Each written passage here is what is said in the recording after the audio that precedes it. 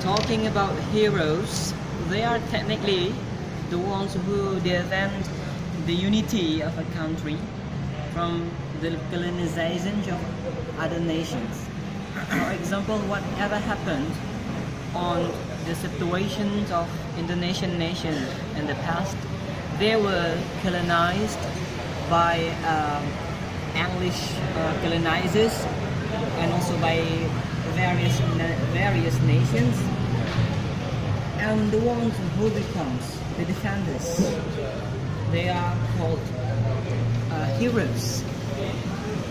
Yet in today's term, heroes are no longer the ones who physically play their swords, use their weapons to defend the situation and the souls of the nation.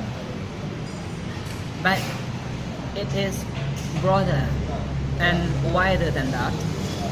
The ones who uphold the name of a country by employing his achievement.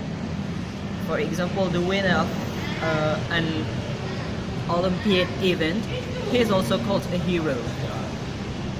For example, the ones who concentrate on playing football and gradually he becomes a famous and illustrious and well-known footballer, and he joined various football soccer clubs, and at the end the name of his country become famous and well-known among in the universe.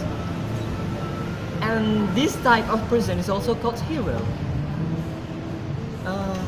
So there is a change or an alternation of meaning from the hero physically to the hero